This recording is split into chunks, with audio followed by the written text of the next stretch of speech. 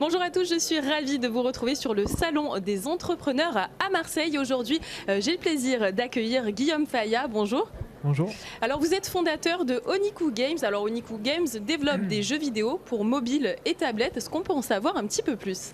Alors effectivement, on développe des jeux sur mobile et tablette, à la fois sur Android et iOS. Aujourd'hui, on est à plus de 5 millions de téléchargements sur nos jeux.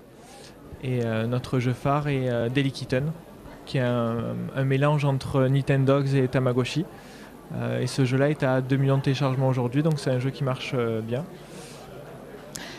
Alors, comment est née l'envie de créer Oniku Games? Vous-même, vous étiez fan de jeux vidéo?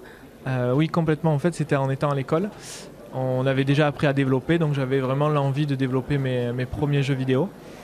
Il y avait la plateforme Apple qui marchait énormément, donc j'ai voulu recréer un peu les jeux qui marchaient sur Apple et les sortir sur Android où à l'époque ça marchait.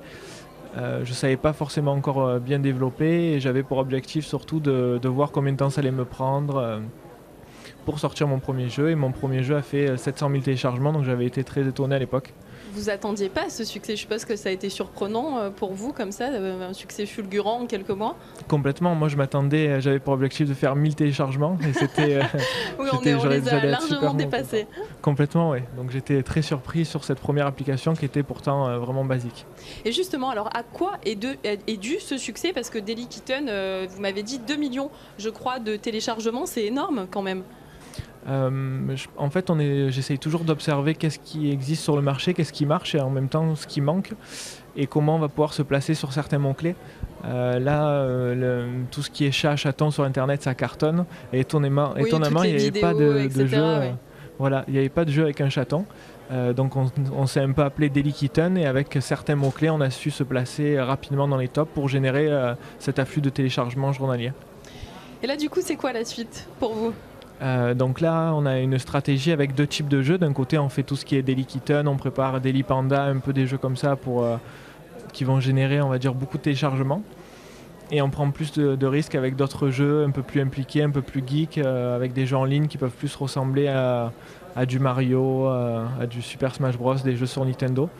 Donc c'est à la fois prendre pas trop de risques avec certains jeux et prendre plus de risques en étant un peu plus innovant sur d'autres produits. Et là, la concurrence, déjà, on a essayé de vous mettre un petit peu des bâtons dans les roues. On sait comment ça marche, comment ça fonctionne. Comment vous l'avez vécu, tout ça?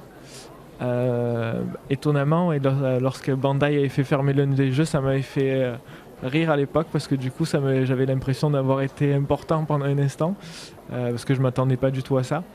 Et je savais très bien que j'allais sortir d'autres produits et surtout ne pas répéter les mêmes erreurs parce qu'à la base c'est quand même moi qui avais appelé mon jeu Tamagotchi sans vraiment le faire exprès. Je ne pensais pas que c'était une marque.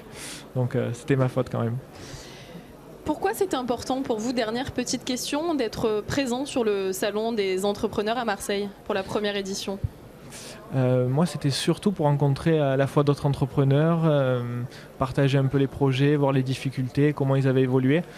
J'ai créé l'entreprise il y a seulement 1 an, donc c'était pour échanger, voir ceux qui avaient plus d'ancienneté, pour connaître leurs erreurs et un peu partager leur expérience. Donc c'était surtout cet intérêt-là. Guillaume, merci beaucoup. Merci. À bientôt.